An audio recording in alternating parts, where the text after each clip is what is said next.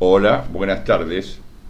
Estamos en Reflexionando Juntos, el espacio del día 26 de abril, 6 menos 20, o sea, 17:40, empezamos un poco más temprano hoy, y vamos a trabajar primero sobre el programa anterior. El programa anterior habló, Víctor disparó sobre el pensamiento y forma de pensar.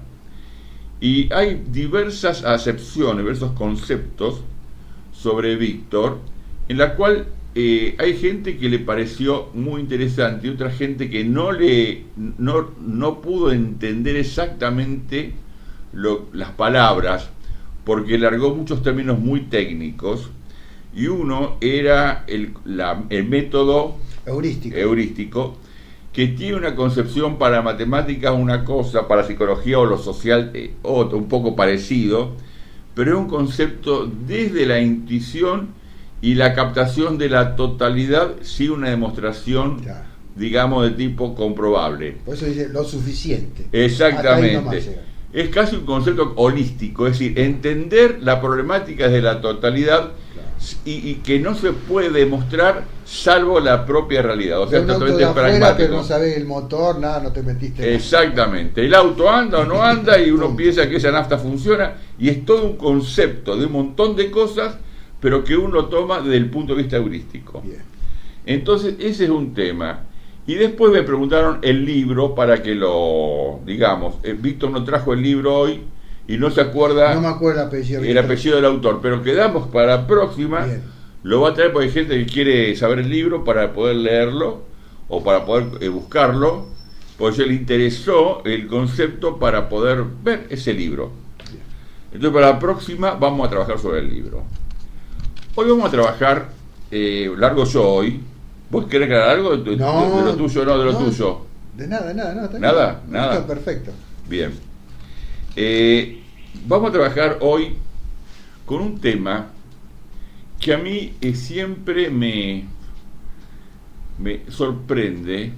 Primero reflexionando juntos. ¿Por qué la palabra reflexión, como siempre hablamos, es repensar lo pensado, repensar lo sentido y repensar lo actuado? ¿Qué tiene que ver con el tema de hoy? Todo tiene que ver con el tema. Es decir, siempre la reflexión tiene que ver con los temas. Pero acá he cometido una trampa. Y lo quiero agregar por una trampa de tipo para que podamos entender cómo podemos creer cosas y lo adjudicamos a la razón y al pensamiento. Es decir, a mí siempre me sorprendió cómo la gente acepta la autoridad y la cumple por el solo hecho de que es la autoridad. Es decir, hay varios autores o varias experiencias hechas a nivel de laboratorio psicosocial. Una es la Milgram, que voy a explicar qué es Milgram. Otra, el estado argéntico, y otra cosa es la vanidad del mal de Hannah Arendt. Pero para entrar en esto voy a poner lo que yo puse en Facebook y cómo la gente se enganchó. Y puse la autoridad y sumisión. ¿Hay que obedecer o tener una actitud de reflexión? ¿Qué opinas? Tiene que ver con la realidad actual, con la moda, el bien y el mal. Son valores que tienen que ver, ¿quién lo instaura? ¿Son permanentes? Esto, obedecer a la autoridad sin cuestionar, ¿es comodidad? Son preguntas que siempre me hago, o me hice, o me hago permanentemente, porque me sorprende que gente que se cree pensante, con moral, con buenas costumbres, gente bien, de pronto hacen cosas que me sorprenden, en función de que la autoridad dice que hay que cumplir tal cosa. Es más, hay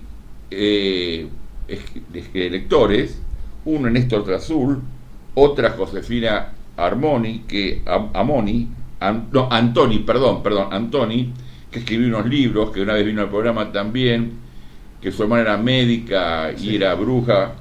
Después Marcela Corte, otra profesora, que todos piensan que el pensamiento es la forma de saber si uno cumple o no bien con los mandatos de la autoridad. Entonces yo tengo acá, lo hice un poco adrede para poder mostrar o tratar de ver si es tan cierto que el pensamiento nos salva o si el pensamiento es la panacea para saber si uno está haciendo bien o mal. Un poco, puedo también trabajarlo desde dónde viene el pensamiento, pero no voy a trabajar sobre eso y voy a empezar a hablar de lo que es la experiencia Milman. Pero antes de eso, Marcela, por ejemplo, pone que el tema es no perjudicar a los demás. Cuando hablamos en valores así generales, es muy fácil no perjudicar a los demás. Nadie se puede confundir y hacer la adrede no perjudicar a los demás. Pero cuando yo me apropio de algo, aunque sea por trabajo honesto, y no reparto lo suficiente, estoy perjudicando a los demás. Siempre cuando hay recursos escasos, cuando uno se apropia de un recurso, alguien se queda sin ese recurso. Entonces, siempre uno en cualquier acto de la vida, de alguna manera, perjudica, salvo que tenga un concepto totalmente ético, y una conciencia plena, casi estar en un sadhami, es decir, estar en el paraíso para entender. Por ejemplo, hay monjes hindúes que no caminan de noche para no pisar ningún bichito. Entonces, y se quedan inmóviles toda la noche, y cuando salen con pelo duro del día y miran antes de dar un paso u otro paso. Es decir, estoy haciendo una rigurosidad en el pensamiento. Uno cuando hace lo que hace, de alguna manera perjudica al otro. Es porque los bienes, es permanentemente escaso. Vamos ahora a pensar un poco en los términos de qué es esto de lo que quiero explicar. Y cómo hay valores que son totalmente relativos, aunque uno crea que el bien y el mal son valores absolutos. Entonces, si son relativos, yo puedo pensar que ando bien y no están bien porque para el otro no está mal. Y ver ejemplos. Las ballenas y los delfines. Para nosotros comernos es un terrible pecado. Para los japoneses es un manjar. Y los criticamos a los japoneses porque se comen las ballenas. Para nosotros las vacas es un manjar. Para los hindúes son animales santos y es un pecado. El casamiento de hombres mayores con niñas en el Islam es pedofilia. Y para los musulmanes es normal porque Mahoma, cuando tenía 52 años, tomó por esposa a Aisha, tenía 6 o 7 años. Y Mahoma es la palabra santa más grande del Islam. La poligamia y monogamia, otra concepción que para el mundo occidental es totalmente, uno puede pecar, pero es un pecado. Pero para muchos musulmanes es totalmente natural y normal que así sea. Entonces, cuidado cuando... otra cosa, el tatuarse, por ejemplo. Entonces, ahora que es la moda casi mundial, para los cristianos devotos y para los judíos devotos y para los musulmanes y para todos los monoteístas, el tatuarse es una herejía. Uno no puede agredir su cuerpo porque es el templo del alma de Dios. Entonces no se puede tatuar. Y ahora se tatúan todos. Entonces vemos, y hace 10 años, 15 años, el tatuarse era una cosa de los marineros o de los presos.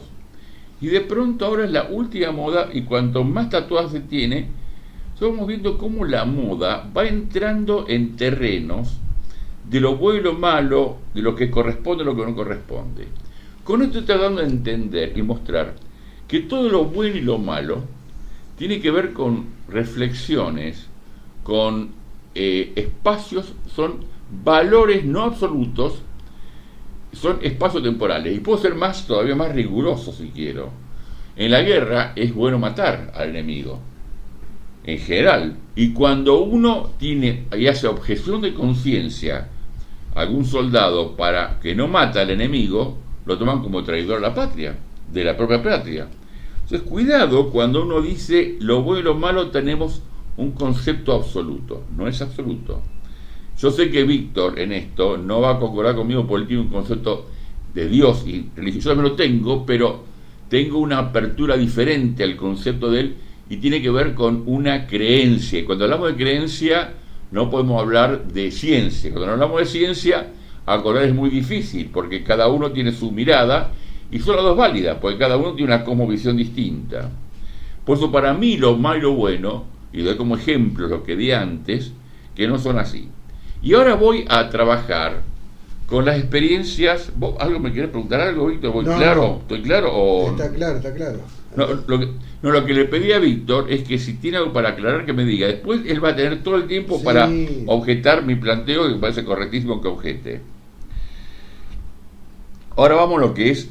Voy a mostrar cómo se puede trabajar, y hay experiencias hechas en la historia, y una es la experiencia Milgram. Milgram, Stanley Milgram, es un psicólogo de la Universidad de Yale, que escribió un artículo en el 63 y comenzó en un trabajo de comportamiento y obediencia resumido en el 74. ¿Qué era esto? Este señor trabajó de la siguiente manera.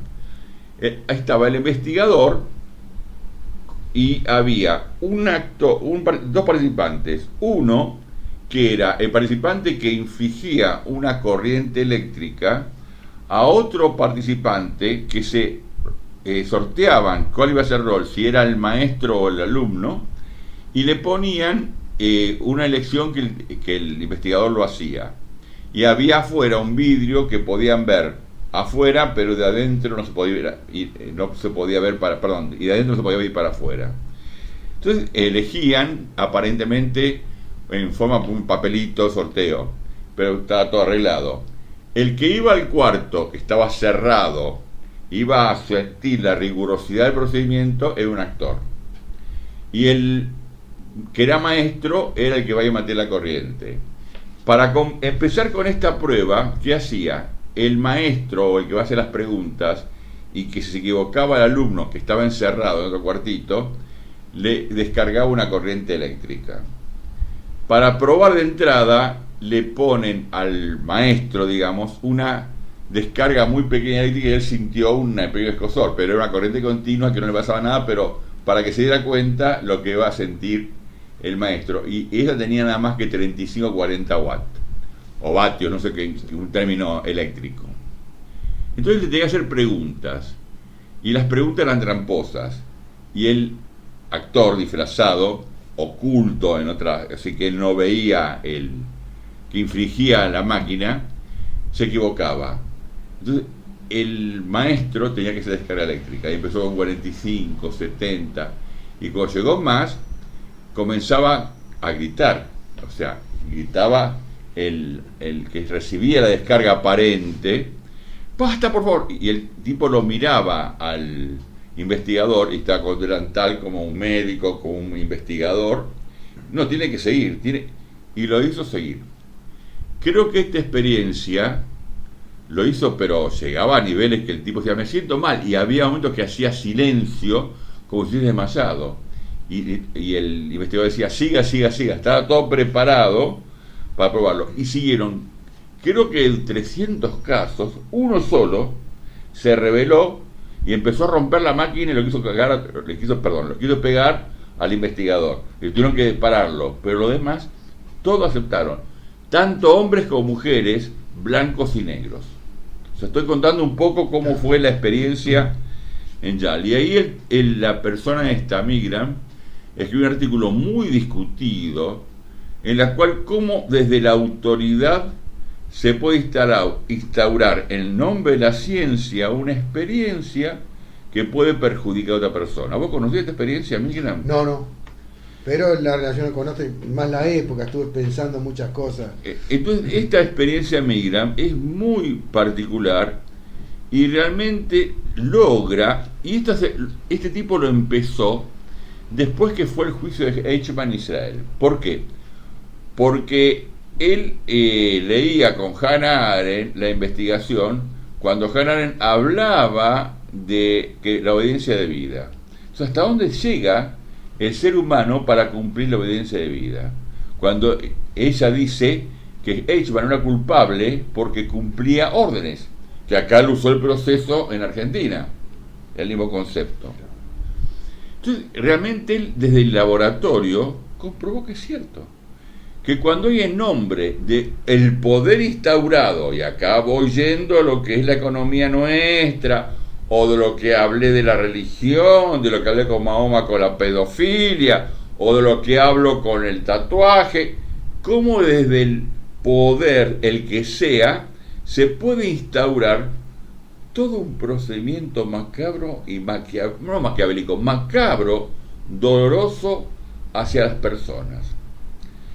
Es interesante esto porque nos puede mostrar cómo nosotros creemos que estamos cumpliendo con los mandatos y lo aceptamos como normales, aunque pensemos, y lo vamos entrando en el juego. Y después comenzamos a sentir que eso es una normalidad. Y este estado argéntico,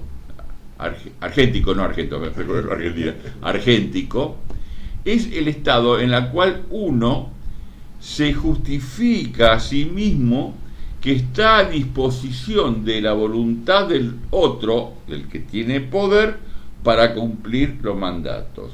Es decir, vendría a ser o el sicario que mata en nombre del poderoso que le paga, o puede ser el verdugo que pone inyección eléctrica aunque sea un médico, la inyección letal en Estados Unidos, algunos estados, o la descarga eléctrica de la silla, o el ahorcamiento. Es decir, está cumpliendo el orden del sistema. Entonces ese es el estado ascético. Me cuesta el trabajo porque no quiero decir argento porque me hace mal pensar en Argentina con este método. Entonces, esto es interesante, cómo podemos aceptar las normas de lo que es bueno y malo. Por ejemplo, si tomamos dos conceptos fundamentalmente religiosos, en cuanto dentro del catolicismo, uno es los protestantes, en la cual la pobreza es signo de ser vago, del ocio, o de ser vago, vago. Y de los cristianos, de los apostólicos romanos, es signo que el cielo será de los pobres.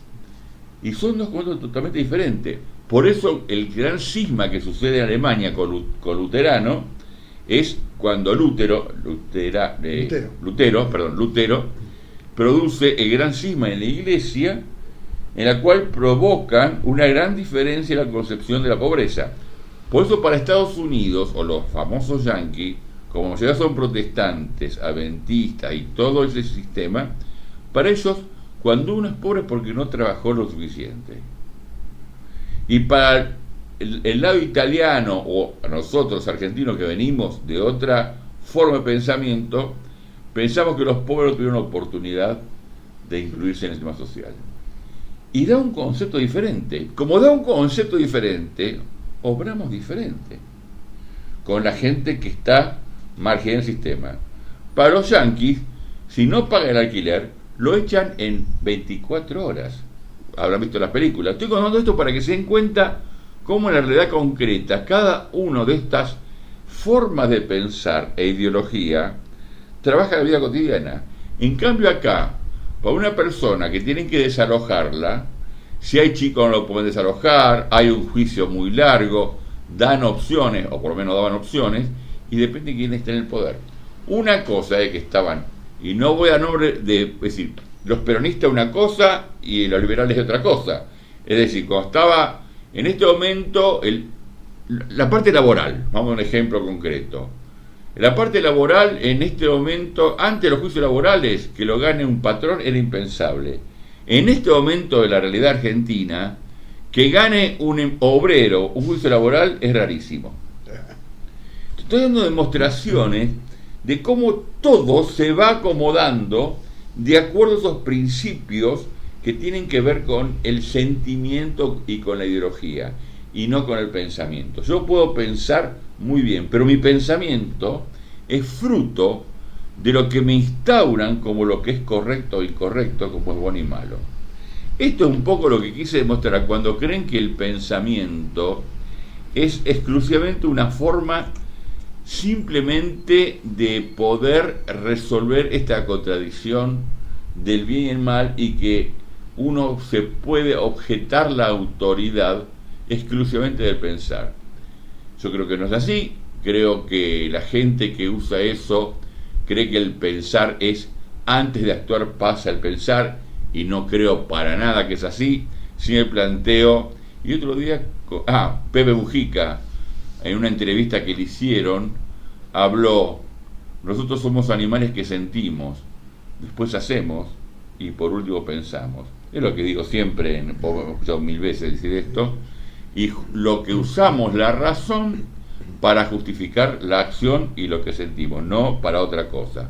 Es pensamiento, y es la gente que entró en esto, y demostré con hechos de la realidad histórica, desde los delfines a las ballenas, desde la vaca en Argentina, las vacas en la India, o desde la pedofilia en parte del Islam, o para otro la pedofilia. Por eso es tan difícil cuando hay choques culturales para poder integrarse de la cultura.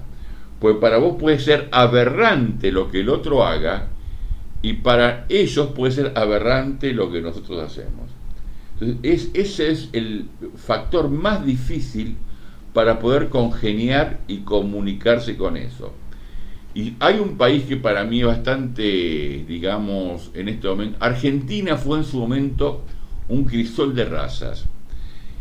Claro, venía gente que eran los gauchos y los indios en Argentina con los inmigrantes europeos, y algunos, digamos, un poco, en ese momento eran europeos, y cómo pensaban distinto. Y uno pensaba del otro, venía a aprovecharse las nuestras, y el otro pensaba, qué vagos que son estos gauchos, que matan un animal, una vaca, para comerse más que la lengua, que era el manjar más rico que había de la vaca, y tiraban todo lo demás. La cultura del trabajo era totalmente diferente, y los inmigrantes decían, qué vagos que son los gauchos, y no es que eran vagos. ¿Cómo haces para congeniar? ¿Cómo haces con los mapuches? Y yo digo, pero qué pedazo de tonto, los mapuches que están pasando en este momento, y ellos nos miran a nosotros como si fuéramos los invasores, los huincas, como nos dicen a nosotros. Entonces, cuidado con esto, cuando uno trata de interferir en la cultura del otro y da su propio valor de cultura como lo único sano, santo y que corresponde. Es un poco lo que hay que pintar, y fundamentalmente la experiencia Migran muestra cómo desde la autoridad, uno en nombre de la autoridad se pone cómodo y no piensa un poco más y no reflexiona un poco más. Eso es el planteo. Interesante. Acuerdo en general en bloque en poner justamente en primer lugar la cultura. La cultura tiene que ver con la historia y la tradición de cada uno de los pueblos, y eso marca el comportamiento, lógicamente. Va formando todo el cuerpo simbólico dentro de lo que está justamente también el pensamiento. El pensamiento es el hecho último, como vos dijiste, el uso de la palabra para comunicarse en última instancia. Pero la cultura es esencial. Me acordaba de Choque de Culturas cuando vos hablabas la diferencia de un pueblo a otro, de Samuel Huntington. Lo nombramos siempre. No es una muletilla, esto no tiene que ver con el fin del siglo XX, y también con el otro, siempre dijimos, Brzezinski, que habla de la era tecnotrónica. Son los que marcan estos tiempos donde justamente tenemos que buscar un enemigo. La Guerra Fría fue el enemigo, yanquis y rusos, rusos y yanquis, llámenle abiertamente. Ahora ya se busca otros aspectos. Bueno, por eso lo marcan a China, o aparece por ahí Corea, que sería el socio, algo de Rusia, porque en definitiva Siria como exponente. Claro, y ponemos, qué sé yo, el islamismo el enemigo. Lo ponemos incluso la cultura dentro de la religión, porque la religión implica fanatismo realmente. Totalmente. Todas las religiones son absolutas, eso estoy totalmente de acuerdo. Lo teocrático implica una postura inamovible, dogmática, cerrada, insoportable, diríamos. Y llega a esos puntos, ¿no? A enfrentar vida o muerte creyendo que los mismos que van desarrollando son los fieles y otros infieles. Ahí estaría, uno son el bien y el otro el mal, justamente. Así es. Fuimos los extremos. Pero en nuestro país también vivimos todo eso, y agradecemos la opinión de nuestra gente frente a lo que vos planteaste el tema, pero lógicamente... Y son gente que piensa mucho, o sea, claro, gente que tienen su propio valor cultural. Sí, simplemente sí. Lo usé como elemento para darnos cuenta cómo entramos en el juego. Perdón, Víctor, estaba hablando vos. Sí. No, está bien. Y yo voy ahí a la antifilosofía, puede estar. Dale. Me aparece ahora, es como que es un invento lo que uno está pensando, y sobre todo ahí tienen que tomarlo a Carlos Marx, por ahí que Marx por ahí a alguno le choca, ¿no? Le pone esa respirar, y bueno, pero ¿cómo es lo zurdito, el comunista, esto y aquello? No, pongámoslo como el pensador. Y el antifilósofo, porque él en la tesis sobre Feuerbach, que era un filósofo justamente que hablaba de los últimos pasos dentro del pensamiento occidental, él quiso destruir todo y partir de otra parte, partir desde lo material por un lado, no del pensamiento, sino lo material, las relaciones de producción, y por otro lado utilizó, cambiando la dialéctica de Hegel, hizo la dialéctica materialista histórica. Eso es importante porque tiene que ver a dónde se ubica el pensamiento.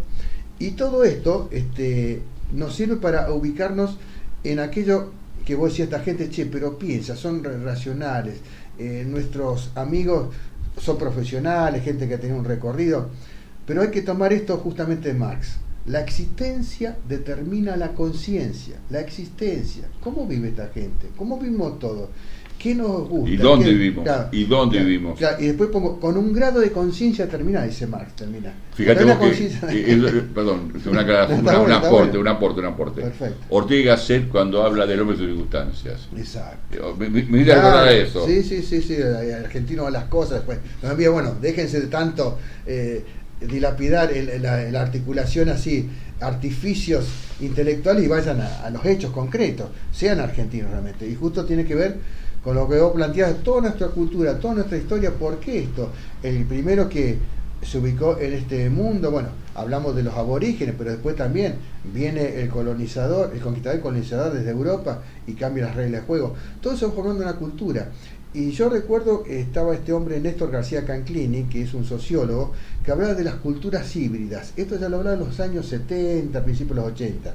Y es cierto, y lo hemos visto en el tiempo, que cierto acervo de los aborígenes o los pueblos originarios lo hemos tomado todos los que hemos bajado los barcos, los que hemos venido del europeísmo, de la producción, de exigirnos, de ser exitosos, de estar cagado de hambre. Claro, entonces, claro, hay que acaparar porque, guarda, no hay que perder esto porque ser picotero. Todo sirve, no tirar nada. En vez los aborígenes nos enseñaron quizás a apreciar la naturaleza, a decir, esto es de todos, esto es un bien social. No respeta la naturaleza. Lo vemos ahora, y ahí sí lo respeto los mapuches, y ahí, bueno, es lindo para poner la puntita. ¿Qué están haciendo esto con el famoso shale gas o el petróleo nuestro en Vaca Muerta? Están queriendo destruir mitad de la provincia de Neuquén. Ya lo están haciendo en Malargüe, en Mendoza. Ya están haciendo el fracking, está destruyendo lo que es la roca pura. En Malargüe hay unos movimientos tremendos. En San Juan también. Y en San Juan también con el veneno cianídrico. Así es. Eso un poco me meto al lado de los indios mapuches, porque a su vez tienen detrás de ellos, y ya le doy el dato concreto, 3.000 gendarmes están en la zona de Vaca Muerta y todo el área esa del centro norte de Neuquén, para defender a los nuevos invasores, que serían Chevron, que está la Shell también. Están todos estos muchachos de afuera que se quieren llevar todo, destruyendo todo. Pero hago recordar que la Shell, el gerente de la Shell era el señor Aranguren, Sí. Nuestro ministro de Economía. Estoy explicando un poco, trayendo información, nada más. Exacto. No doy opinión, es una información. No nos olvidemos. Bueno, y volvemos a la cultura. Está bien las experiencias que vos nombrás, por ejemplo, en Norteamérica, en la Universidad de Yale. Para mí me acercaba algo cuando decía, bueno, está en plena Guerra Fría. Sé que el pensamiento norteamericano en ese momento era funcionalista. Todo esto tenía que ser la lógica para el poder. Todo lo que experimentamos nos debe servir a nosotros para tener más poder. Y entonces ya esos extremos que vos decís, pucha, esto parece medio de nazi, medio de Hitler. Estas experiencias son brutales. No los matan, pero los aterrorizan. Muestran quizá el extremo de lo que quizás vive el ser humano común de una ciudad. Por ejemplo, lo vivió en Nueva York, pero también en Rosario lo hemos visto. Un corte de luz impresionante en pleno verano. ¿No lo ubica usted en terror? Bueno, eso es una de las maneras de controlar de la autoridad. La desesperación, llamemos a la EP, ¿qué pasará aquí? ¿Qué nos pondrán? ¿Nos dan una mano? El miedo es la mejor forma de instaurar poder. Se domina todo el miedo. Es tremendo. Es elemental. Y todas esas experiencias que vamos acumulando en los años, nosotros con José podemos decir, por ejemplo, los picos de inflación hablamos. ¿Cuánto hemos tenido? Yo no me acuerdo, hablamos del Rodrigazo. Después seguimos, hubo parte de la dictadura. Pero vos fíjate, y quiero ir, pero esto tiene que ver con el crédito UBA, en este momento que se ajustan en base a la inflación y no en base al salario. Ya en este momento, el que sacó un crédito UBA se está acercando a famoso lo que era la ley 1050, Sí. que fue la época de Martínez de Oz, que mucha gente perdió mucha, pero mucha plata, porque sacaba un crédito para comprar un tractor y después vendiendo el campo no alcanzaba para pagar el campo, el tractor, Sí. y perdía el campo, Exacto. porque los índices de inflación eran muy superior a los índices que aumentaban las cosas en lo que vos habías comprado o tu sueldo. Claro. Entonces, lo perdían indefectiblemente. Y ya ahora hay créditos, lo explico esto para que sepa, con autos, no tanto, pero con Exacto. propiedades, Tengan que han cuidado. sacado crédito y en este momento no le aumentaron la cuota porque la cuota tiene el límite del sueldo, el ingreso del sueldo, pero El 20%, pero sí le alargaron los plazos de pago. Entonces, lo que antes iban a pagar en 30 años, ahora ya son 50 años. Cuidado con esto, que estamos ante otra 1050. Sí. Y ya que traigo información, hago recordar que el señor, para que sepan que no soy favor pro K o pro Macri o Altio, el señor Néstor Kirchner y su mujer Cristina eran los abogados de bancos que aplicaron la ley 1050 y mandaron a remate más de 8 propiedades, unas cuantas propiedades, y 8 de las propiedades que mandaron a remate se las compraron ellos. Sí. Estoy comentando esto como información, para que nadie diga, no, José está a favor de los Macri o de los K, no. Estoy hablando de información de la historia. Y esos vamos recordando permanentemente hechos que nos hacen a eso de respetar, no sé, incluso la palabra para respetar estaría medio de costado, ¿sí? Que la autoridad es lo máximo y siempre hay una autoridad, alguien delante nuestro. Así es. No voy a decir esto en la esquina. No delante, arriba. Claro. Arriba. Porque está el policía, o porque está el de tránsito, o porque vivimos como esclavos. Y eso es justamente el no ver nosotros como seres humanos, estamos con personas pues sería con derechos. Como adultos. Claro, como adultos. Claro, pero digo personas como de todos los derechos, hablamos, sí, tenemos la ley igual para todos. No es igual para todos.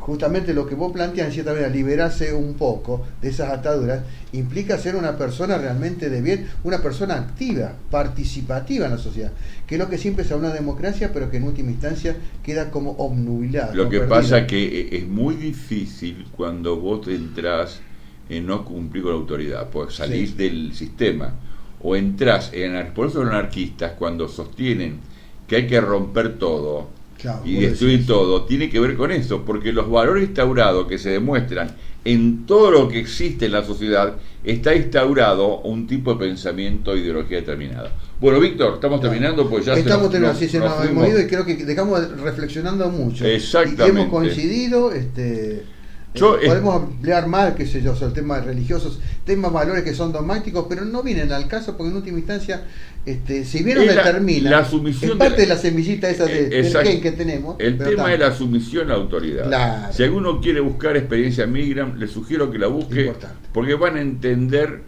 cómo cumplimos órdenes sin darnos cuenta, creyendo que es lo que corresponde hacer. Y no nos preguntamos, ¿corresponde hacer? Y si no les tiro otra por arriba, que es más complicado, a Michel Foucault, que habla de las instituciones, la sociedad y de la manera que coartan la libertad. Ahí también van a encontrar muchas cosas. Es más difícil, más complejo. Pero Foucault es interesante, estás planteando, me acuerdo ahora, perdón que me meta, es que él toma la escuela como método de cárcel. Claro. Que trabaja todo con la represión en la escuela. Vos tenés que hacer esto, y le quiero recordar un poco también para mucha gente que no sabía que Foucault fue homosexual y fue muy reprimido, perseguido, y murió de HIV. Sí. Es decir, comento esto para que sepa el sufrimiento de este hombre. Exacto. Cuando escribió, pues murió muy 50 y pico de años, murió muy joven, pero evidentemente el sufrimiento que llevaba implícito en su elección de vida, o su elección no es mentira, asumir lo que él sentía, lo llevó a sufrir mucho.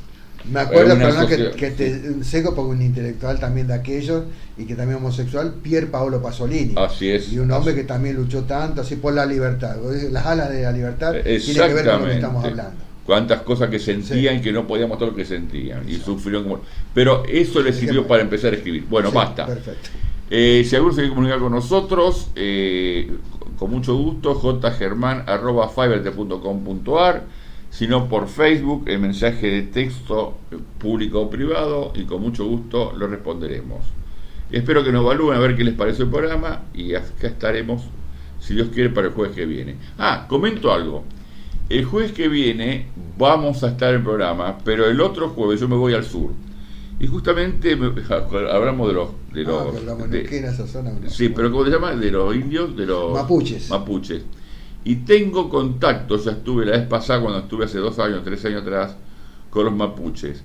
Y voy a ver si puedo interactuar de otra manera con ellos, porque quiero enriquecerme mi mirada sin leer, o sea, sin absorberlos por pensamientos de otros, sino abrevar de la entrevista personal. Yo la vez pasada me entrevisté con una bruja mapuche, como trabajaba con los partos, o sea, era una madama, no es madama, es una partera, digamos, que ayudaba, matrona,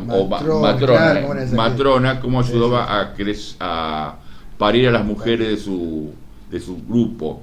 Así que si Dios quiere, este juego vamos a estar el que viene, y el otro ya no estoy, pero voy a ver si puedo charlar, espero poder charlar con mapuches. Después estuve con...